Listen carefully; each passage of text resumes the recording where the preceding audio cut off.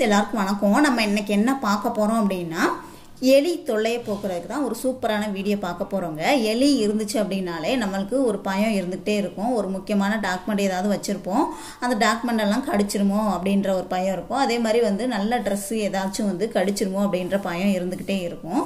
அதே மாதிரி சாப்பாட்டில் ஏதாவது அதில் இது பண்ணிடுமோ அப்படின்ற மாதிரி பயம் இருந்துகிட்டே இருக்கும். ஸோ அந்த எலி தொல்லையை போக்குறதுக்காக வேண்டிய நம்ம இன்னைக்கு ஒரு சிம்பிளான எளிமையான ஒரு வீட்டு வைத்தியத்தை பார்த்துடலாங்க. அதுக்கு ஒரே ஒரு தக்காளி கூட தேவையில்லை, ஒரு அரை தக்காளியாக நீங்கள் எடுத்துக்கோங்க. அரை தக்காளி மட்டும் கூட போதுங்க.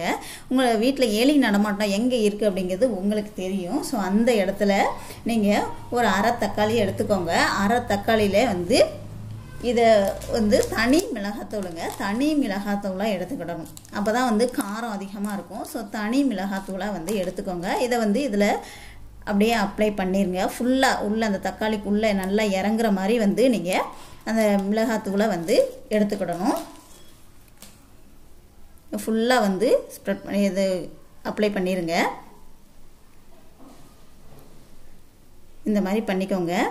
இது மேலே நீங்கள் நாட்டு சர்க்கரை அப்படி இல்லை அப்படின்னா வெல்லம் வச்சுருங்க.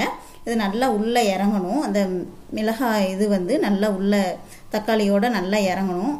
அந்த மாதிரி பண்ணிக்கோங்க. அப்போ தான் எந்த சைடில் எலி கடித்தாலும் அதோட வேல்யூ இருக்கும். இந்த மாதிரி வச்சு பாருங்கள். உங்கள் வீட்டில் எலியே இருக்காதுங்க, மறுநாள்லேருந்து எலியே இருக்காது. நீங்கள் வேணால் இதை ட்ரை பண்ணி பாருங்கள், உண்மையிலே நல்ல ரிசல்ட்டு கிடைக்கும். இந்த மாதிரி நல்லா உள்ள அந்த மிளகாவோட காரத்தன்மை உள்ளே இறங்குற மாதிரி பண்ணிக்கோங்க.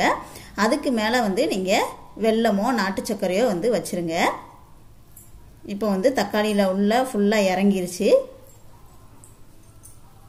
இந்த மாதிரி வச்சுருங்க. அப்புறம் எங்கெல்லாம் இருக்கோ அந்த மாதிரி நீங்கள் பண்ணிக்கோங்க. இந்த மாதிரி பண்ணிடுங்க. அப்புறம் நாட்டு சர்க்கரை அப்படி இல்லை அப்படின்னா வெல்லம் எடுத்துக்கோங்க. நான் வெல்லம் எடுத்துருக்கிறேன். இந்த வெல்லத்தை நீங்கள் மேலே இந்த மாதிரி பண்ணிடுங்க. இந்த மாதிரி உங்களுக்கு எலி உங்கள் வீட்டில் எந்த இடத்துல இருக்குது அப்படிங்கிறது உங்களுக்கு தெரியும். அந்த இடத்துல நீங்கள் நைட்டு தூங்க போகிறதுக்கு முன்னாடி இந்த மாதிரி வச்சுட்டிங்கன்னா, மோஸ்ட்லி எலி நம்மலாம் தூங்கிட்டு ஆள் நடமாட்டம் இல்லாத நேரத்தில் தான் வருவாங்க. அந்த நேரத்தில் நைட்டு தூங்க போகிற நேரத்தில் நீங்கள் எந்த இடத்துல உங்களுக்கு எலி தொல்லை அதிகமாக இருக்குன்னு உங்களுக்கு தெரியும் இல்லையா, அந்த இடத்துல நீங்கள் இதை வச்சுருங்க. இதை வச்சுட்டிங்கன்னா மறுநாள் காலையிலேருந்தே எலி வராது. ஏன்னு கேட்டிங்கன்னா, எலி செத்துருமா அப்படின்னா செத்துறாதுமா அப்படிங்கிறது தெரியல. ஆனால் எலி நம்ம வீட்டுக்கு வராது. ஏன்னா எலிக்கு ஞாபக சக்தி அதிகமாக இருக்கும். ஸோ அதனால் இதை சாப்பிட்டதுனால அதுக்கு வயிறு பிரச்சனை, அதாவது அறிவியல் ரீதியாக பார்த்தீங்க அப்படின்னா வயிறு பிரச்சனை அந்த மாதிரி அதுக்கு வந்துடும். ஸோ அதனால் நம்ம வீட்டு பக்கமே தலை வச்சு படுக்காது. இந்த மாதிரி நீங்கள் ட்ரை பண்ணி பார்த்தீங்க அப்படின்னா மறுநாள்லேருந்தே உங்களுக்கு எலி பிரச்சனையே இருக்காது. ஸோ ட்ரை பண்ணி பார்த்துட்டு என்னன்னு சொல்லுங்கள். இந்த மாதிரி ட்ரை பண்ணிங்கன்னா அடுத்ததுலேருந்து உங்களுக்கு அடுத்த நாளில் இருந்தே உங்கள் வீட்டில் எலிங்கிற பிரச்சனையே இருக்காது. ஸோ ட்ரை பண்ணி பாருங்கள். வீடியோ பிடிச்சிருந்துச்சுன்னா லைக் பண்ணுங்கள், ஷேர் பண்ணுங்கள், கமெண்ட் பண்ணுங்கள். மறக்காமல் நம்ம சேனலை இது வரைக்கும் நீங்கள் சப்ஸ்கிரைப் பண்ணலைன்னா கண்டிப்பாக சப்ஸ்கிரைப் பண்ணிக்கோங்க. கூடவே பெல் சிம்லையும் கிளிக் பண்ணிக்கோங்க. தேங்க்யூ.